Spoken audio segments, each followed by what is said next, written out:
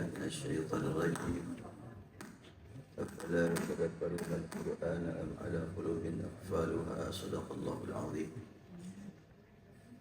InsyaAllah kita manfaatkan awal tahun baru 2025 ini dengan meluruskan niat ingin membersihkan diri dari berbagai penyakit yang mengganggu perjalanan hidup menuju Allah Subhanahu wa Ta'ala, antara lain dalam masalah muamalah. Sering kita dengar kajian-kajian tentang riba.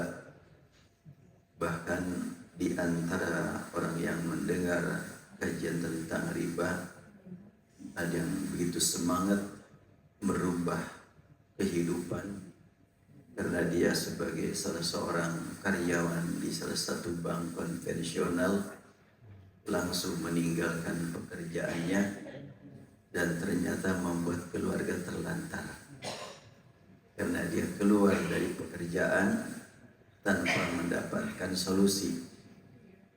Saya merasa terpanggil untuk menggali ayat-ayat Al-Quran tentang riba. Tentunya tidak mungkin Allah turunkan satu aturan ketika dipahami dengan benar dan ditaati dengan berlandaskan keimanan, kecuali akan meraih kenikmatan. Taat kepada Allah itu nikmat, bukan menderita. Karena memang kurang atau tidak selesai mengkaji tentang masalah riba, banyak yang datang ke saya itu sebagai bukan korban itu ya tidak sesuai yang dimaksud dengan turunnya syariat. Maksud turunnya syariat tentunya kan untuk kepentingan hidup.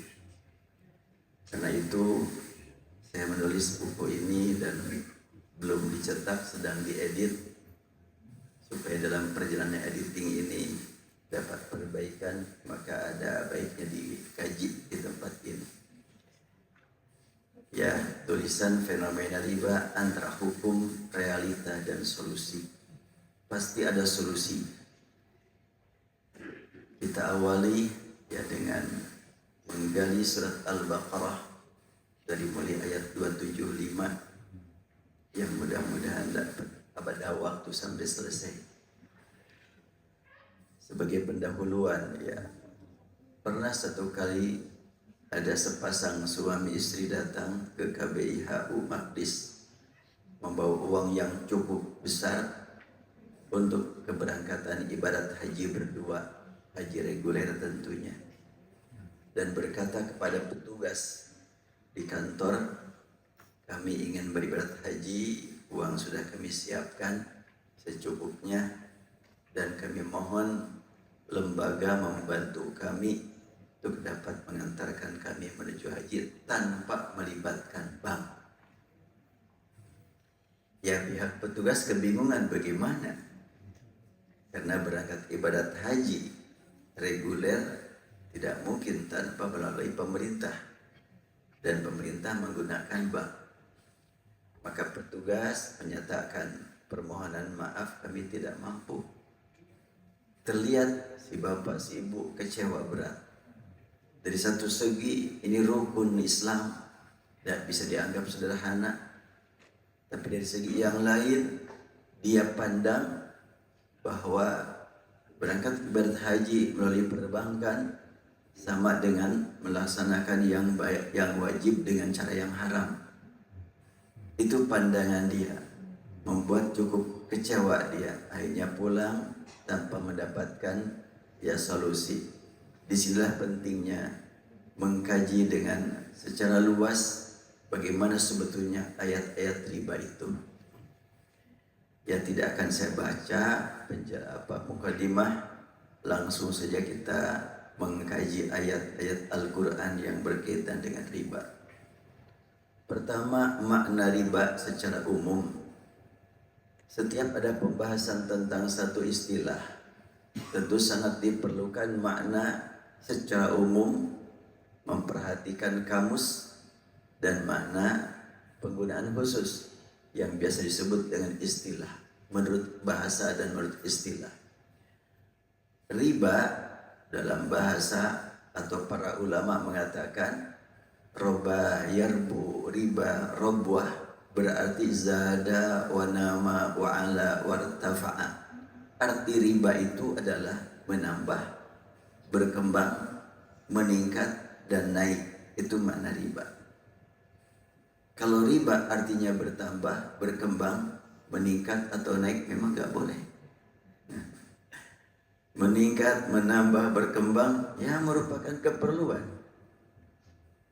Apa yang dimaksud dengan riba itu begitu membahayakan? Tidak sekedar riba. Riba yang bagaimana yang membahayakan? Di sini Imam Nawawi juga mengatakan riba huwa ziyadah. Riba itu penambahan. Apabila artinya diletakkan, dihancurkan, riba artinya ditinggalkan penambahan, membatalkan penambahan. Penambahan yang mana yang mesti dibatalkan? Kata riba, ar-riba, ya. Ini tulisan ar-riba dalam Al-Quran beda dengan tulisan ar-riba dalam tulisan sehari-hari. Arti ar-riba tertulis dalam Al-Quran 7 kali dengan lafaz ra, ba, waw dan alif. Jadi ar-riba, alif, lam, ra, ba, waw dan alif. Ada tambahan waw. Padahal dalam kehidupan sehari-hari riba tanpa waw, ya, ra, ba, alif. Tapi ar-riba dalam Al-Quran ada wawnya. Dan apa arti riba? Dan ditemukan dalam Al-Quran yang tidak pakai waw tapi riban dalam keadaan tanwin. Kalau ar-riba pakai waw, tapi kalau riban enggak pakai waw. Kalau riban secara umum, tapi ar-riba itu secara khusus. Bahasa Arab biasa menggunakan kata yang pakai alif lam dengan yang tidak pakai alif lam punya makna yang berbeda. Fa inna ma'al usri yusran, inna ma'al usri yusran. Al-usri terulang 2 kali pakai al. Yusran terulang 2 kali tanpa al. Beda statusnya. Kalau terulang al-usri 2 kali, maka al-usri yang kedua adalah yang pertama juga. Tapi yusran terulang 2 kali, maka yusran yang kedua bukan yusran yang pertama. Itu penggunaan bahasa Arab demikian, ya. Nah, riban pakai tanwin itu secara umum. Tapi kalau ar-riba pakai alif lam yang ditulisnya pakai waw, itu riba yang khusus yang diharamkan. Kalau riba secara umum, penambahan masa nggak boleh menambah? Peningkatan masa nggak boleh meningkat? Ini yang sangat penting. Ketika tidak kita bahas secara kebahasaan dan secara istilah, khawatir pemahaman terhadap Al-Quran tidak seperti yang dimaksudkan oleh Al-Quran itu sendiri. Pembahasan tentang riba telah sering kita dengar di dalam beberapa majlis ta'lim, ya, dengan uraian yang sangat beragam. Untuk mengetahui hakikat riba dan kedudukannya dalam syariat Islam, tiada dasar yang mesti kita jadikan pegangan utama dan pasti benarnya kecuali Al-Quran. Dan Al-Quran diterangkan oleh hadis. Al-Quran dan hadis diterangkan oleh para ulama. Keterangan para ulama berbeda sangat wajar. Yang jelas Al-Qurannya tidak berbeda. Kalau keterangan para ulama tidak lepas dari ijtihad. Di kita di Indonesia, riba selalu dihubungkan dengan bank konvensional. Istilah bank konvensional dan bank syariah saya temukan di Indonesia, tidak ditemukan di Saudi. Oleh karena itu, ketetapan bahwa sistem yang digunakan bank konvensional adalah riba, sementara ketetapan atau sistem yang digunakan oleh bank syariah adalah tidak riba, sangat berhubungan dengan masalah ijtihad para ulama. Boleh jadi ada 2 bank yang sama namanya, beda sistemnya. Boleh jadi ada 2 bank yang beda namanya, sama sistemnya. Ya, antara lain yang kita sebut bank Nasional Indonesia BNI sering ditenggarai menggunakan sistem riba.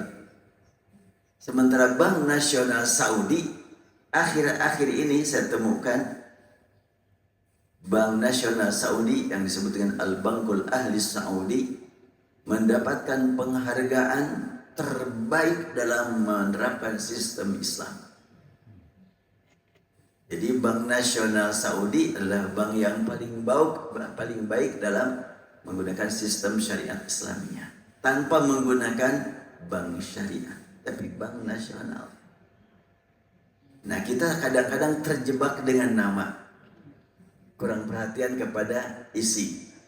Soalnya kalau sudah syariah pasti Islami, tanpa syariah pasti tidak Islami. Ini nampaknya perlu kita penggalian lebih dalam, lebih jauh. Baik, kita sekarang mengkaji langsung makna riba dalam arti yang disebutkan dalam Al-Quran. Nanti insya Allah kita kaji kata per kata dari ayat.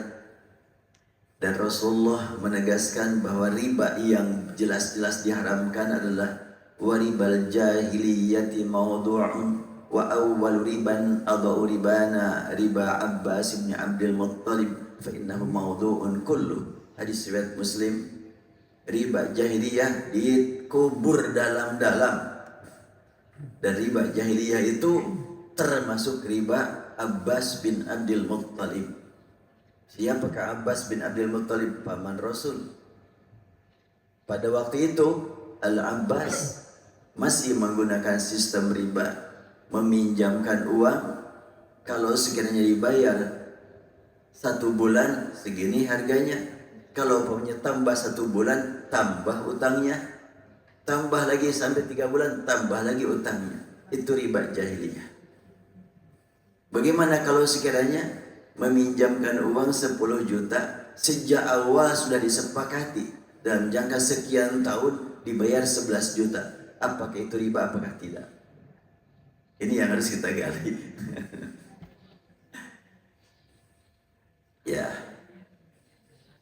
Untuk menjawab jawaban sementara ya, tentang apa yang saya tanyakan barusan, bila kita minjam 10 juta dibayar 11 juta, apakah yang 1 juta riba ataukah bukan? Jawabannya untuk sementara kita baca hadis riwayat Bukhari. Haddatsana Khallad bin Yahya qala haddatsana Mis'ar qala haddatsana Maharib bin Dithar an Jabir bin Abdullah. Dari Jabir bin Abdullah dia berkata, Ataitun Nabiyya sallallahu alaihi wasallam wa huwa fil masjid. Aku mengunjungi Rasul, waktu itu beliau sedang di masjid. Urahu qala duha, waktu itu sedang salat duha. Faqala, maka Rasul bersabda, "Shalli rak'atain." Silakan salat 2 rakaat. Wa kana li alaihi dainun. Kata Jabir bin Abdullah, Rasul punya utang padaku. Faqadani wa zadani. Maka waktu itu Rasul membayar utangnya dan jumlahnya lebih banyak daripada utangnya. Dia memberi tambahan dari jumlah utangnya. Ini hadis riwayat Bukhari. Jadi kisahnya, kata Jabir bin Abdullah, aku datang menuju Rasul sedang di masjid waktu duha. Hadis riwayat Muslim ini mirip tapi mungkin beda kasus. Dari Jabir bin Abdullah juga, dia berkata, kana li 'alan nabi sallallahu alaihi wasallam dainun. Rasul punya utang padaku. Faqadani wa zadani. Maka beliau membayar utangnya dan memberi tambahan. Wa dakhaltu alaihi al-masjidah. Lalu aku menuju beliau sedang di masjid. Maka beliau bersabda, "Shalli rak'atain." Lakukan salat 2 rakaat. Hadis riwayat Bukhari sedikit berbeda. Membayar setelah salat. Kalau hadis riwayat Muslim, salat setelah membayar. Artinya bahwa Jabir bin Abdullah boleh jadi biasa suka meminjamkan uang, dan Rasul tidak sekali meminjam. Berarti 2 kali meminjam dan praktek membayarnya memang berbeda.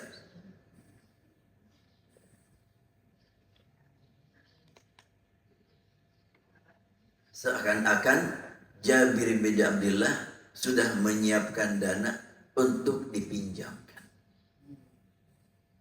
Dan Rasul termasuk yang meminjamnya bukan sekali. Hadis ini karena riwayat Bukhari dan Muslim tidak diragukan. Kita yakin benar. Pelajaran penting dari hadis. 2 hadis sahih ini termasuk yang jarang diangkat dalam bahasan hukum riba. Dengan hadis ini kita dapat mengambil pelajaran yang sangat penting untuk dijadikan pegangan dalam kehidupan. Antara lain, Rasulullah SAW sangat perhatian kepada orang yang memberi pinjaman. Boleh jadi dana yang dipinjamkan seorang itu diambil dari kas perusahaannya, yang apabila tidak dipinjam berguna untuk kemajuan usahanya. Bila dipinjam, mandek kan gitu. Maka Rasulullah SAW tentunya memperhatikan kondisi seperti itu. Jangan sampai meminjam, menzalimi yang memberikan pinjaman.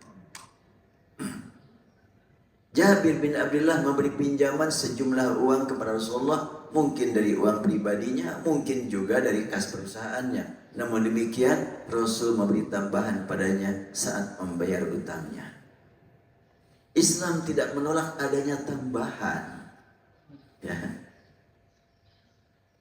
tambahan pembayar utang. Sebaliknya Islam justru menetapkan pentingnya menjaga komunikasi yang baik antara yang memberi pinjaman dengan yang menerima pinjaman. Ini saya sering baca dalam status-status orang yang menolong yang lain memberi pinjaman, itu mayar-mayar. Pas mayar dituntut sedikit-sedikit, udah habislah. Pinjamnya besar, membayarnya dituntut tanpa memperhatikan bagaimana kondisi si pemberi pinjaman. Udah, akhirnya bisa habislah sudah. Apakah seperti itu ajaran Islam? Islam mengajarkan kepada kita untuk senantiasa menjaga komunikasi yang baik antar sesama, apalagi ada kaitan dengan tolong menolong. Tentunya jangan sampai yang menolong dirugikan oleh orang yang ditolong. Ini yang penting untuk kita gali. Ketika pinjaman didapat dari perorangan, sangat baik dibayar disertai dengan tambahan. Itulah Rasul kan mendapatkan pinjaman dari Jabir bin Abdullah perorangan. Ternyata Rasul memberi tambahan waktu membayar. Muncul pernyataan, ya bolehlah memberi tambahan, tapi jangan ada perjanjian. Yang melarang jangan ada perjanjian siapa? Jangan ada kesepakatan, itu riba. Yang mengatakan demikian siapa? Ijtihad. Patut kita hargai yang namanya ijtihad, tapi bukan ketetapan yang pasti. Karena ketetapan yang pasti dari Al-Quran tidak mengatakan demikian. Sungguh memberi tambahan di atas pinjaman dari lembaga. Kalau tadi perorangan, kalau lembaga bagaimana? Kalau perorangan, ya tanpa berjanji, tapi yang menerima pinjaman sudah tahu dia mah orang baik. Kalau punya uang pasti memberi tambahan. Kalau memang nggak punya, ya nggak masalah, kita nolong dia kok. Kalau itu perorangan. Tapi kalau lembaga, bisakah seperti itu? Terutama lembaga tersebut didirikan untuk melayani umat simpan pinjam. Di mana lembaga tersebut? Ngontrak di sana. Biayanya berapa ngontrak? Berapa orang karyawannya? Banyak, harus digaji. Menggunakan fasilitas internet, kemudian listrik dibayar itu. Kalau sekiranya kita minjam 10 juta, gak mau nambah riba, bayar 10 juta lagi. Ya kalau yang memberikan pinjaman tidak mengeluarkan dana, wajar-wajar saja. Apalagi minjamnya cuma sebentar. Sekarang minjemnya bertahun-tahun. Lembaga perlu dana operasional untuk gaji karyawan, untuk listrik, untuk internet. Ketika kita meminjam 10 juta, dibayar dengan 10 juta lagi, apakah tidak termasuk zalim? Ini yang penting untuk kita gali bersama. Islam itu sangat universal. Dan bahasan riba ini di akhir halaman, ini kan dari mulai ayat 275 sampai 281 ya. Nanti di ayat 279 ada kalimat la tazlimun wa la tuzlamun. Kamu jangan berbuat zalim dan jangan diam dizalimi. Karena ketika kamu dizalimi, membiarkan orang yang zalim berarti membiarkan kezaliman. Gak boleh. Saya meridho, sabar we. Ya bagus, sabarnya bagus. Tapi membiarkan kezaliman terus tersebar tidak dibenarkan. Ya, setelah kita ketahui bahwa Rasulullah membayar utangnya kepada Jabir bin Abdullah disertai dengan tambahan, dan kita ketahui bahwa transaksi pinjaman tersebut berlangsung antar perorangan. Bagaimana dengan transaksi pinjaman dari lembaga keuangan yang resmi didirikan untuk melayani masyarakat secara umum? Apakah praktik Rasulullah mengandung makna bahwa tambahan hanya boleh dilakukan tanpa perjanjian? Karena Rasul kan tanpa perjanjian ya. Kan sering terungkap begitu, boleh memberi tambahan tapi jangan ada janji dulu. Ya, kalau perorangan bisa tanpa janji. Kalau dengan lembaga, repot lembaga kalau tidak ada kesepakatan, tidak janji. Lama-kelamaan akan bangkrut tuh lembaga itu. Ketika yang minjam datang, saya mau membayar sejumlah utangnya saja karena tidak mampu memberi tambahan. Gimana? Ya udah nggak apa-apa. Lama-kelamaan begitu semuanya, terus gaji karyawan dari mana? Lebih lagi kalau lembaga tersebut cabang harus laporan ke pusat. Cukup berat. Ya, tentu sekian banyak orang yang membahas tentang masalah riba, beriman kepada Al-Quran, beriman kepada Allah, atas dasar keimanan sama dengan kita. Namun tentunya kalau ada perbedaan dalam pemahaman, itulah realita yang tidak bisa kita bantah. Adanya perbedaan itu ciptaan Allah. Allah menciptakan manusia berbeda. Tidak mungkin kita bantah. Dan pemahaman berbeda karena memang otak yang Allah berikan kepada manusia kemampuannya berbeda. Sehingga kita pun ya harus siap berbeda. Tapi ada yang ada bersamaannya, yaitu sama-sama orang beriman. Kita doakan semua orang yang beriman dapat ampunan, rahmat dan ridha Allah Subhanahu wa taala. Ketika kita menemukan perbedaan, yuk kita lihat persamaannya. Sehingga akan nikmat gitu melihat perbedaan itu. Enggak jadi kesel, enggak benar nih. Enggak demikian kita. Ada persamaannya dengan kita. Tadi saya sampaikan bahwa yang pasti benar teks Al-Quran. Dalil dari Quran itu yang pasti benar. Pemahaman terhadap Al-Quran relatif benar dan tidak benar. Sabda Rasul yang sahih Bukhari Muslim pasti benar. Pemahaman bisa berbeda.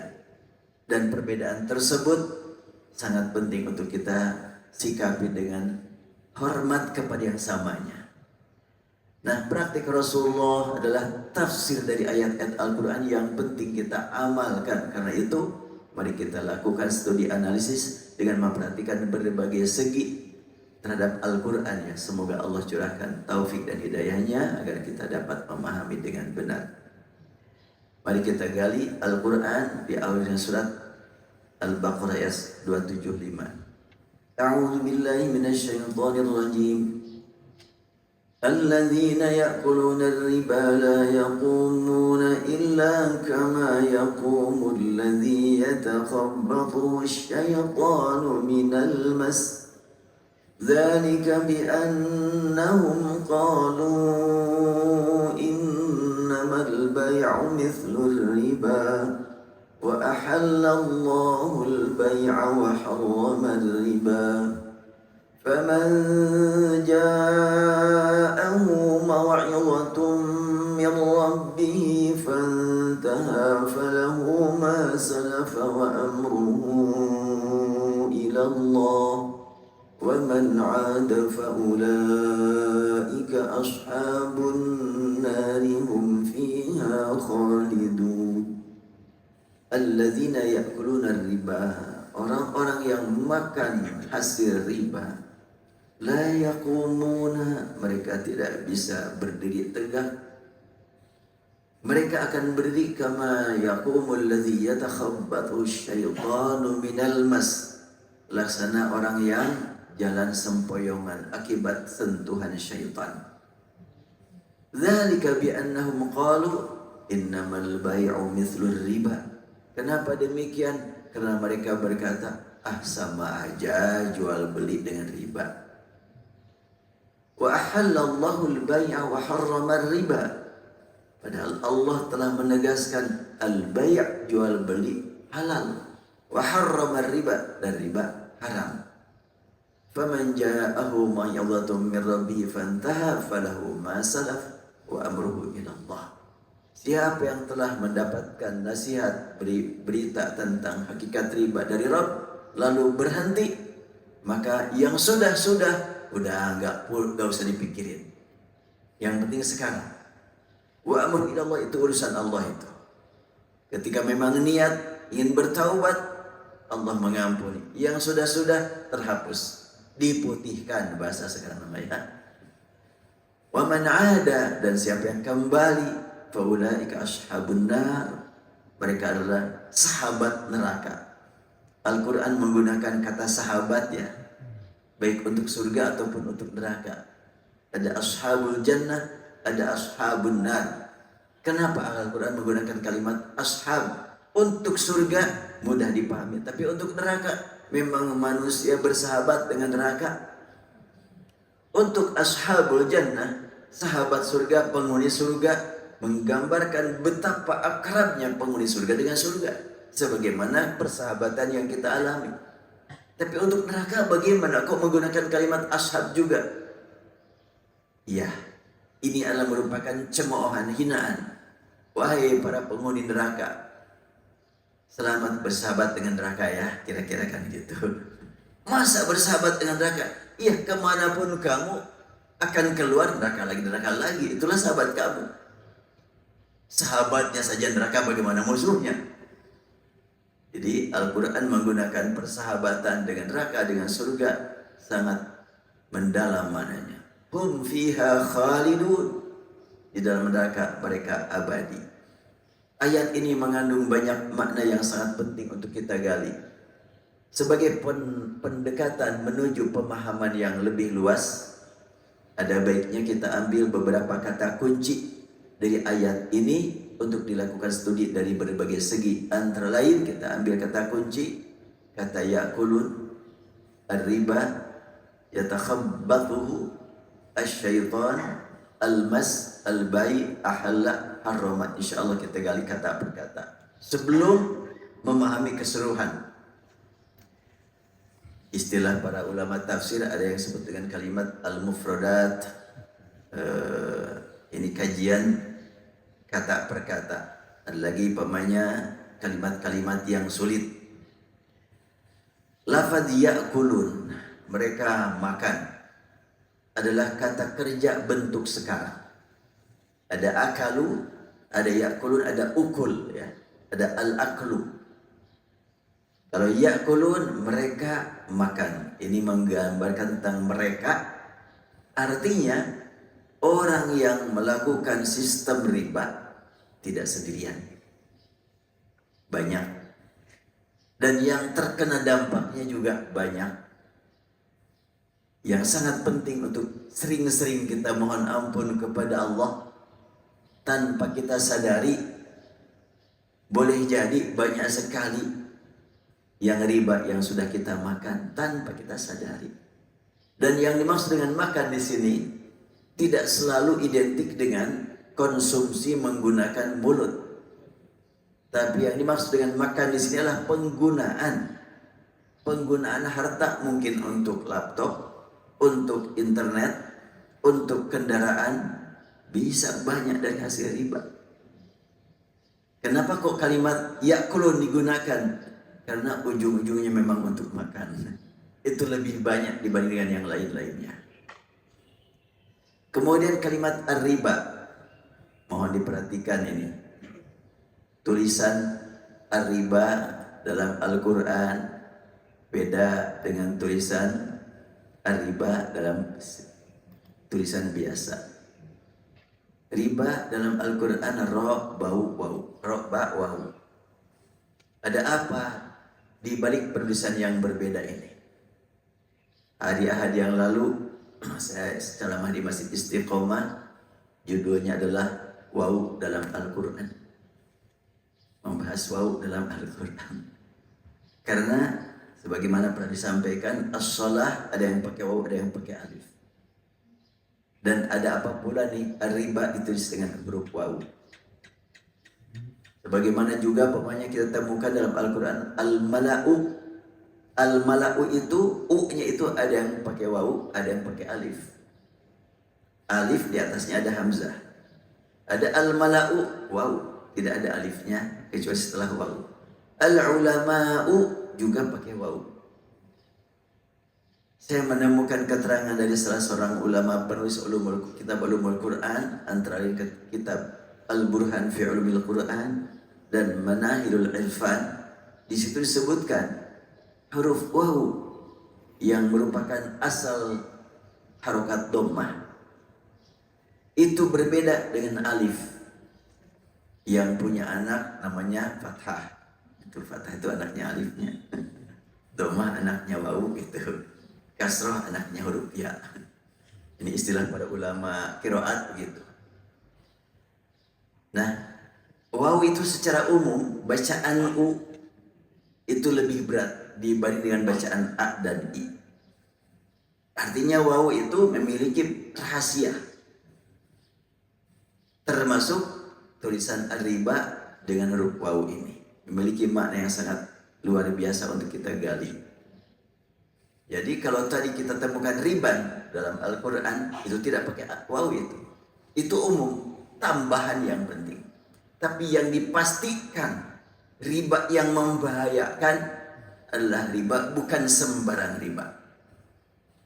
Kalau asal riba, tambahan ya boleh kita. Interaksi punya tambahan, memang itu yang dicari. Bukankah kita jual beli juga perlu ada tambahan yang disebut dengan keuntungan? Beli 20 dibayar 30 kan, dijual 30 kan gitu. Itu supaya dapat keuntungan, itu tambahan. Boleh-boleh saja. Dan itu adalah merupakan kebiasaan sejak zaman dahulu sampai sekarang. Tetapi apa yang dimaksud dengan riba yang diharamkan? Ini yang penting untuk kita gali. Kita lanjutkan dulu tentang makna.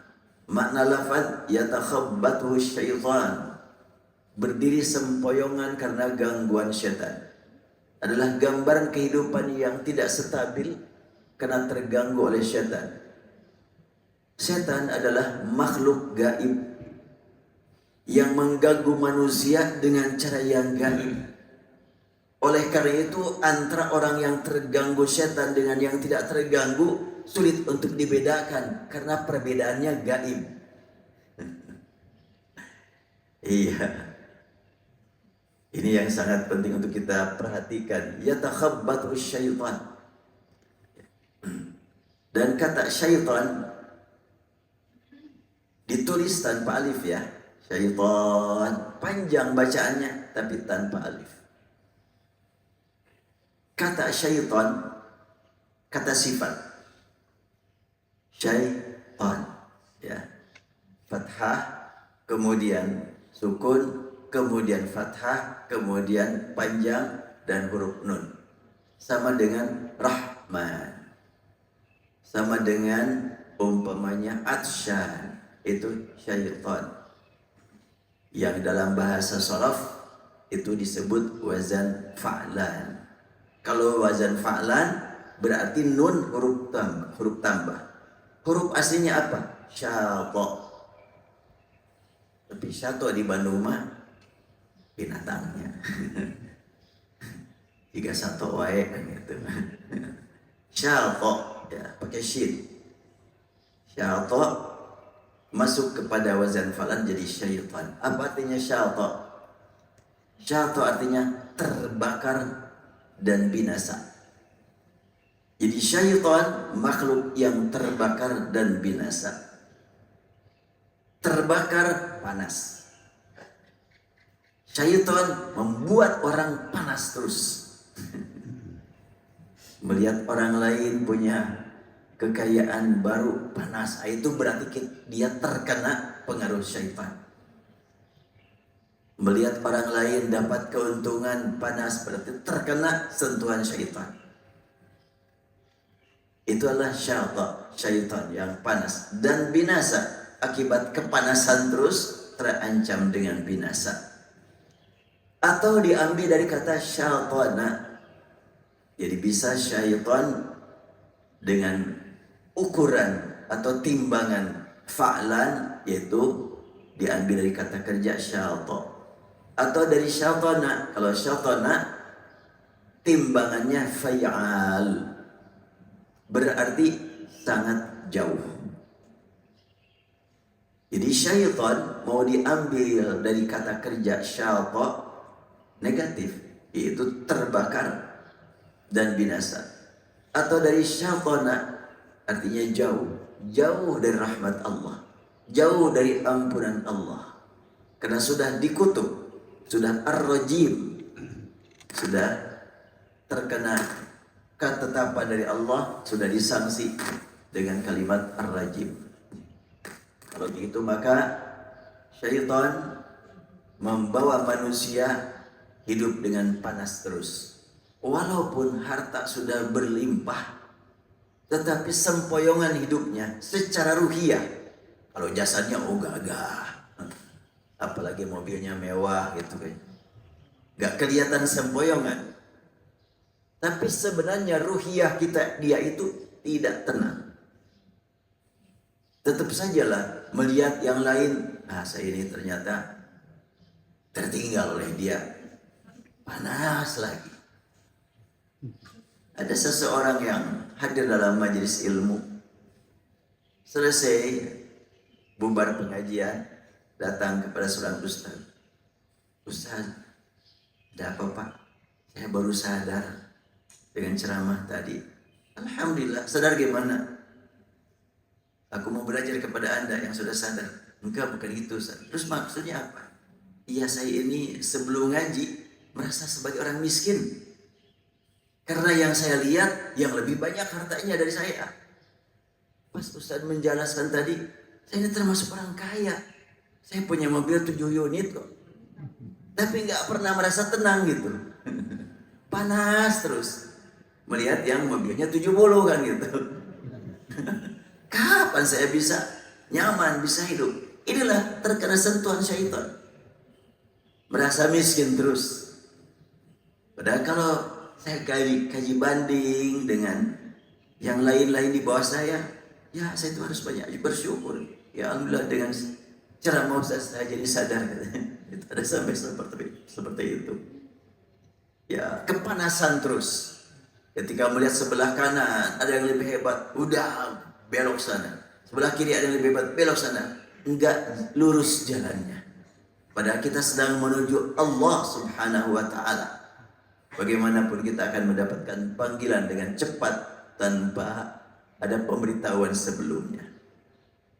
Jadi kalau begitu maka syaitan mau diambil dari kata syaitan atau syaitana, dapat kita pahami orang yang terkena godaan gangguan setan, dia panas hidupnya, terancam dengan bahaya, dan tidak ada harapan untuk selamat karena sudah bermakna syaitana, yaitu jauh dari ridha Allah, jauh dari pintu keselamatan. Pertanyaan kedua, tulisan syaitan tanpa huruf alif, ada apa di balik itu?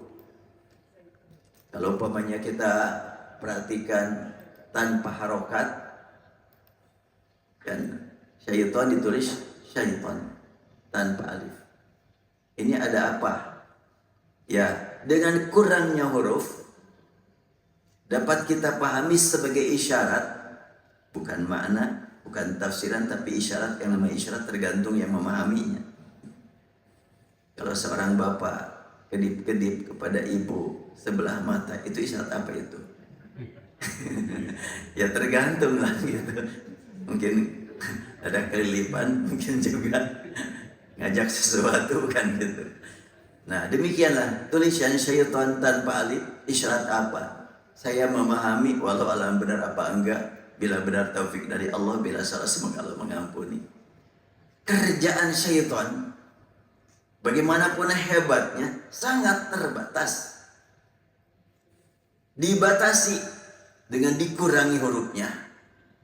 Pengurangan huruf menggambarkan tentang keterbatasan.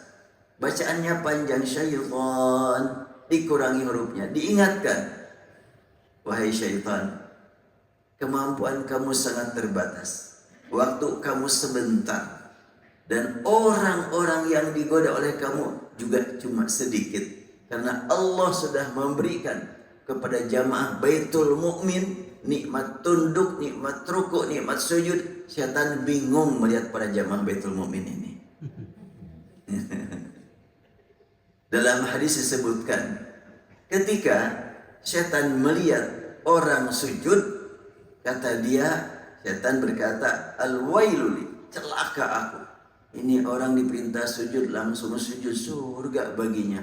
Aku diperintah sujud tidak mau sujud, neraka menunggu aku. Dia menjauh dari orang yang suka sujud. Maka memperbanyak sujud membuktikan benci kepada syaitan. Bukan cuma kalimat benci, tapi praktek menjauhkan syaitan dari dirinya. Ya, kalimat al-mas, yatakhabbatu syaitanu minal massi. Al-massu sentuhan. Ini kalimat massa dalam Al-Quran, sebagaimana sudah diterjemahkan massa itu sentuhan. Sentuhan kan banyak makna ya. Tidak selalu berhubungan dengan fisik. Seseorang mendengarkan ceramah begitu bagus, duh saya tersentuh sekali dengan ceramah ini. Maksudnya ceramah menyentuh kamu, pakai apa nyentuhnya? Ceramah yang menyentuhnya, bukan penceramah. Nah, penggunaan bahasa kita, sentuhan banyak makna. Lebih-lebih lagi bahasa Arab. Karena pada umumnya kata-kata bahasa Arab mengandung makna lebih luas daripada kata-kata yang biasa kita pakai.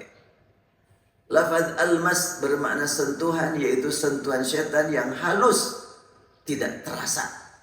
Orang yang kena sentuhan tidak merasa sudah disentuh syaitan. Kalau kita disentuh orang mah, kenapa kamu menyentuh saya? Tapi kalau syaitan menyentuh kita, enggak terasa oleh kita. Tapi setelahnya baru sadar kalau Allah berikan kepada kita kesadaran. Ya kemarin saya betul-betul khilaf. Kan gitu. Itu karena sentuhan syaitan. Kata sentuhan untuk sesama manusia saja terkadang tidak terasa. Bagaimana dengan sentuhan syaitan sebagai makhluk gaib? Ini mengingatkan bahwa orang yang terkena bahaya riba banyak yang tidak menyadari. Ini yang patut kita gali. Khawatir kita tenggelam dalam interaksi ribawi tanpa sadar. Makanya harus banyak memohon ampun kepada Allah untuk kita dan untuk orang-orang yang seperti kita. Apalagi orang yang lebih parah dari kita. Sudah tenggelam dalam riba tanpa sadar. Dia merasa saya Islami. Itu yang lebih parah kan. Kalau sadar terkena riba akan istighfar. Ketika tidak sadar terkena riba, tidak istighfar. Mengapa demikian? Untuk zaman sekarang, antara lain ini yang penting untuk kita perhatikan. Disebabkan transaksi yang diprogram setan berupa riba, terkadang menggunakan istilah syariat yang tidak terasa ribanya. Karena menggunakan istilah-istilah syariat, padahal cuma istilah yang dipakai. Istilah mudharabah, asal itu kan istilah syariat. Walaupun praktiknya masih sulit untuk dikatakan aman dari riba. Ya, semoga Allah mengampuni kita semuanya, orang yang beragama Islam, yang kadang-kadang merasa aman dari riba pada sama, dan menuduh orang lain kena riba pada belum tentu. Inilah program setan. Setan itu pinter-pinter juga ya. Jangan dianggap setan tidak punya majlis taklimnya. Jangan-jangan setan majlis taklimnya lebih canggih gitu. Menyusun program. Mungkin pimpinan majlis taklim di kelompok setan, kamu ditugaskan untuk menggoda Saiful Islam. Jangan kamu yang menggoda Saiful Islam. Ini yang menggoda Saiful Islam dengan melalui jalur dia. Kan gitu. Menggoda pembisnis dengan jalur bisnis. Menggoda politisi dengan jalur politik, kan gitu. Kalau menggoda penceramah, ya melalui ilmunya. Ini sangat penting ya, kita waspada terus, makanya harus betul-betul dijiwai. Auzubillahi minasyaitonirrajim, harus kita jiwai isti'adzah itu. Apakah hanya dengan menggunakan istilah-istilah Islam dalam transaksi jual beli, pinjam meminjam pasti aman dari riba? Hanya menggunakan istilah Islam mereka aman dari bahaya riba? Sulit itu. Padahal terbukti pada praktiknya sulit dibedakan dengan riba lainnya. Ya, ini saya pernah transaksi pinjam uang kepada bank, salah satu bank yang berlabel syariah. Waktu itu terdesak, saya harus membayar utang tanah. Gak banyak, perlu uang 100 juta. Tapi didesak, pokoknya sekarang. Kalau gak sekarang, kami ambil. Dan sulit, sudah sertifikatnya juga sudah jelas atas nama, tapi memang masih ada utang. Ya sudah, minjamlah ke bank Islami, bank syariah. Akadnya pakai Islami segala-galanya. Ada ujroh, ada mudoroba, ada lain sebagainya. Ceritanya bagaimana? Tanah yang belum selesai dibayar itu dibayar oleh bank. Kemudian saya nyicil kepada bank. Karena saya nyicil bayar tanah. Jadi bank seakan-akan menjual kepada saya. Jadi tanah tersebut dibeli oleh bank, lalu dijual kepada saya seharga 150. Bank membeli kepada penjual 100. Kemudian dijual kepada saya 150 dalam jangka waktu pembayaran sekian tahun. Ya, itu tertulisnya begitu. Tapi bank tidak tahu di mana tanahnya juga. Gak ada transaksi. Bank membeli tanah, lalu tanah yang dibeli oleh bank itu dijual kepada saya, enggak. Cuma tertulis saja transaksinya. Jadi bagaimana itu sebetulnya kan? Hanya tertulis yang Islami. Memang kalimat Al-Quran kan, wa halallahu bai'a wa harrama riba. Kalau saya minjam ke bank 100, dibayar 150, dinyatakan riba. Tapi kalau saya membeli tanah ke bank harga 150, yang oleh bank dibeli dari penjual 100. Padahal tanah itu sudah ada di saya.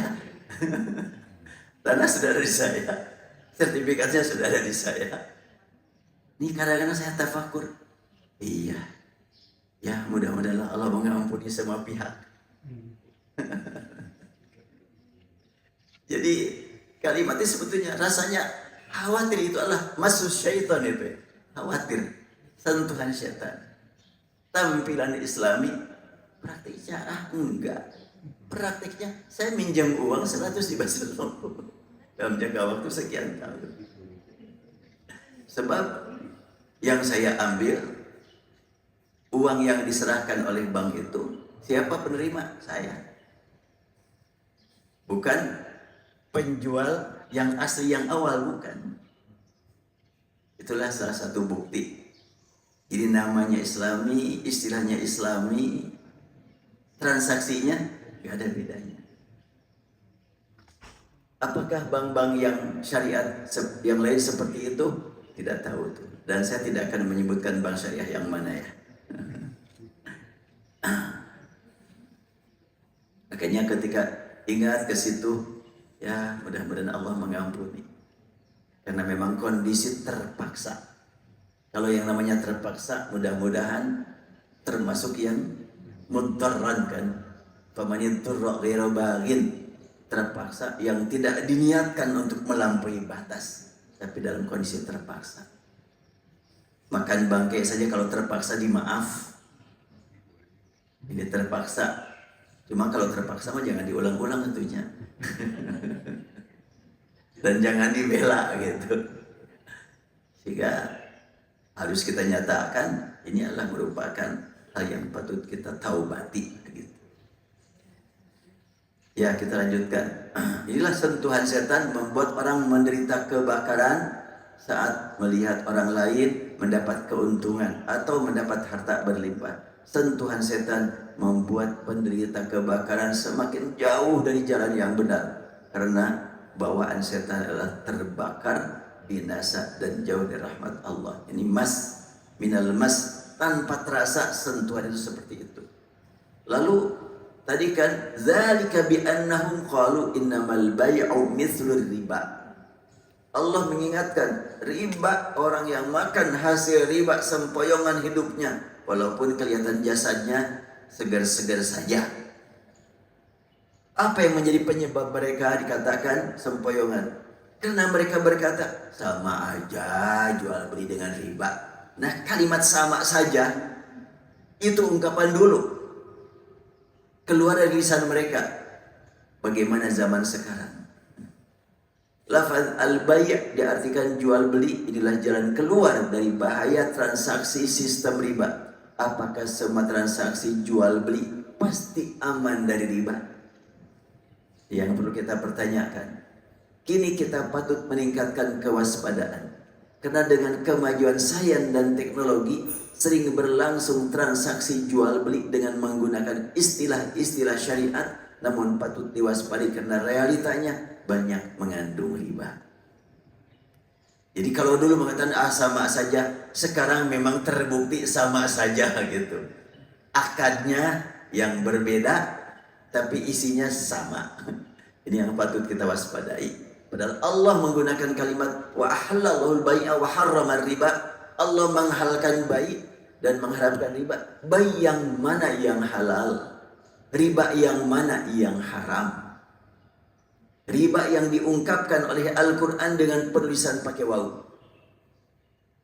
Apa itu penulisan pakai waw? Nanti insya Allah kita gali. Tidak akan selesai satu pertemuan ini. Juga udah habis waktunya ya. Iya. Sudah masuk Tuhan? Baik. Sampai di sini saja, belum selesai kajiannya. Baik, saya lanjutkan satu kata lagi. Lafaz ahalla dan harrama, menghalalkan, mengharamkan. Allah menghalalkan jual beli dan mengharamkan riba. Bagaimana jika ditemukan transaksi sistem riba dengan menggunakan istilah syariat dalam jual beli? Apakah status hukumnya akan berubah karena menggunakan istilah? Ini adalah fenomena yang patut diwaspadai. Insya Allah kita lanjutkan pada pertemuan berikutnya. Gak akan tuntas. Ini saya tulis 60 halaman di komputernya, ya mungkin kalau dibukukan ya 100 halaman lah. Jadi saya bahas ayat ini dari berbagai segi sesuai kemampuan, penulisan, kemudian hubungan kata dengan kata, dan secara bocoran lah gitu. Solusinya apa? agar kita aman dari riba. Solusinya adalah perbaiki manajemen zakat, sedekah dan infak. Harus diperbaiki. Untuk tingkat nasional, kalau Laznas atau lembaga-lembaga zakat dikelola dengan tepat, dengan benar, masyarakat gak akan terpanggil untuk pinjam kepada riba. Kok bisa seperti itu?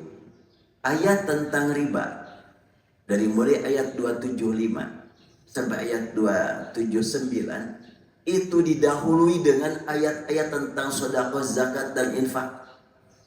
Diselingi dengan sedekah dan dilanjutkan dengan sedekah lagi. 20 kata yang berkaitan dengan sedekah, infak dan zakat, dan cuma 5 kata yang berkaitan dengan riba. Ini jelas sekali ya. Makanya kalau membahas tentang bahayanya riba, tidak bisa dilepas dari manfaatnya sedekah, zakat dan infak. Masalahnya sekarang adalah bagaimana penanganan infak, sedekah dan zakat biar bisa menyelesaikan problem umat dari bahaya riba ini. Sehingga di sini saya bahas pertama studi komprehensif tentang ayat riba, dilanjutkan dengan pembahasan sedekah, dilanjutkan dengan dialog tentang riba dan sedekah. Insya Allah kita secara bertahap kita bahas. Nah, tentang sedekah umpamanya, masalah amilin saja masih perlu diperbaiki pemahaman tentang amilin. Kemudian pembagian zakat, sampai saya mendengar ketika lembaga zakat menetapkan zakat harus dibagi kepada 8 asnaf, berarti fuqara kalau sekiranya dana masuk 8 miliar, 1 miliar fuqara, 1 miliar untuk masakin, 1 miliar untuk amilin. 1 miliar untuk amilin? Ini zalim nih. Fuqara jumlahnya umpamanya 1000, ya 1 miliar dibagi 1000. Masakin gimana 1000, 1 miliar dibagi 1000. Amilin pokoknya jumlahnya 10 atau 20, 1 miliar dibagi 20. Wah, ini zalim. Yang sangat menarik untuk dikaji ada lembaga zakat yang menarik perhatian pekerja bank, sehingga dia keluar sebagai kerja di bank pindah ke lembaga zakat karena gajinya lebih gede. Ya Allah, kok bisa seperti itu? Jadi lembaga zakat itu lapangan kerja gitu, bukan lapangan pelayanan. Menyalurkan dana umat diserukan dengan tepat. Ini yang sangat penting untuk kita gali. Insya Allah lain kesempatan kita lanjutkan. Tidak ditanyakan dulu kan sekarang ada belum selesai kajiannya. Insya Allah lain kita ya mangga kalau tadi dengan penjelasan Ustaz itu jadi ada gambar lagi kebetulan ada nama saya Ustaz. iya. Terus yang kedua mengenai deposito itu bagaimana Ustaz? Iya. Sama aja. Iya. Ya, insya Allah ini pertanyaan yang harus dijawab di masa mendatang. Karena memang belum tuntas bahasannya, jadi belum kegambar ya jawabannya. Prinsipnya ini gambaran global aja dulu ya, bahwa muamalah yang berkaitan dengan masalah keuangan dalam Islam mesti kita perhatikan beberapa prinsip. Pertama, tidak ada unsur yang disembunyikan. Jangan ada bohong. Itu pertama. Kedua, semuanya ridho sama ridho. Kemudian ketiga, tidak ada yang dikhawatirkan. Dan yang paling utama, la taulimun wa la tulamun. Tidak merugikan dan tidak dirugikan. Itu yang paling penting buat kita ini. Insya Allah lain waktu kita bahas pertanyaan ibu barusan. Baik, kita akhiri. Subhanakallahumma wa bihamdik asyhadu an la ilaha illa anta astaghfiruka wa atubu ilaik. Rabbana atina fid dunya hasanah wa fil akhirati hasanah wa qina adzabannar. Walhamdulillahi rabbil alamin. Assalamualaikum warahmatullahi wabarakatuh.